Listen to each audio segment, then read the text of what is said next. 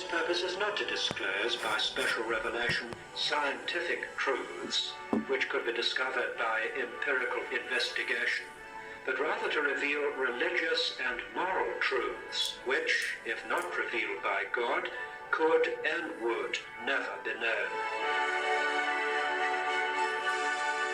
Welcome to the Bible for Today with John Stott.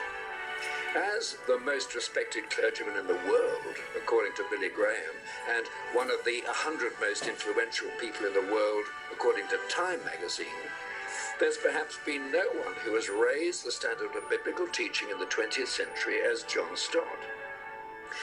An extremely humble man, known affectionately to many as Uncle John, he was a pastor to pastors and a servant of the global church. From his home church of All Souls, Langham Place in central London, he preached over 600 sermons.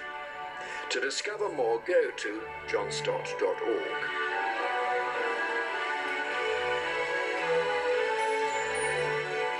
We are marking John Stott's centenary by condensing 60 years of preaching into 1 year, starting with one of his earliest known recordings and finishing at the end of the year with the last sermon John preached at All Souls Church. It's also appropriate that we are beginning with an introduction to the book of Genesis. In the early days, John was not in favor of his sermons being recorded as he preached them in church, so would have them recorded afterwards, as you will hear today. Although John was a young man at this time, his understanding of what God was saying through the Bible was astounding. You'll find it helpful to have your own Bible open to Genesis chapter 1. Nothing is more beautiful than Genesis, wrote Luther. Nothing more useful. I think we should agree with his assessment. The narrative of Genesis is very beautiful, and the message it conveys one of great practical usefulness. It's not for nothing that the book is called Genesis, meaning a source or origin, because here at the very beginning of the Bible is the spring from which many of the great doctrines of the Christian faith flow forth like rivers.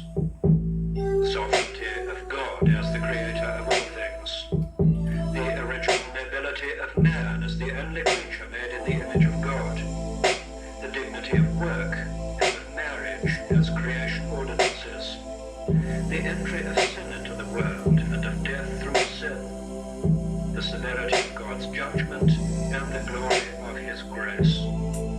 Also the promise of a Saviour, who would be the seed of Adam and Eve on the one hand, and of Abraham on the other, through whose seed all the nations of the world would be blessed.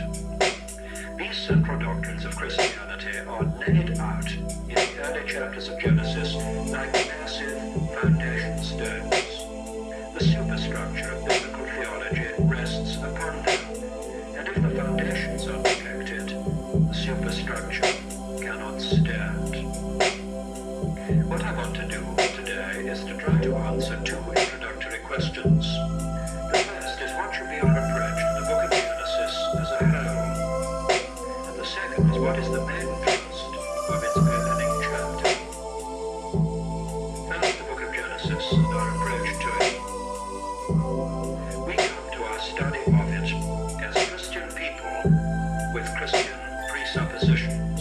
We have a presupposition about the God of Genesis, the God of creation and the God of redemption, the God of science and the God of scripture, the God of nature and the God of grace are the same God, and there is no distinction or conflict between them.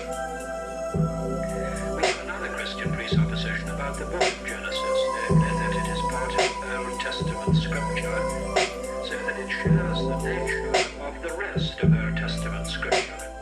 And what may be said of the Old Testament as a whole may therefore be said of the book of Genesis in particular. Let's consider then the second epistle to Timothy, chapter 3, verses 15 to 17. For this passage is one of the clearest expositions of the doctrine of the Old Testament. It calls the Old Testament Holy Scriptures.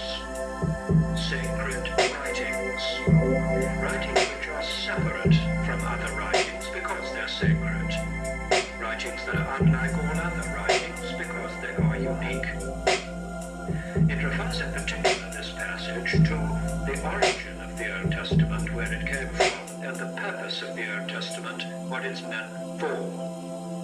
It seems to me very important that we should consider this, because the students of Genesis in the last century, and indeed at the beginning of this century, have tended to concentrate so much either on the literary problems of Genesis, the supposed documents usually known as J, E, D, and P, that they have missed its divine origin. Or they've concentrated so much on scientific problems of Genesis, problems of geology and evolution, for example, that they have missed its practical purpose. Let's consider these two things further. Let me bring you these 2 points. First, as part of Old Testament scripture, Genesis has a divine origin. 2 Timothy 3:16, all scripture is given by inspiration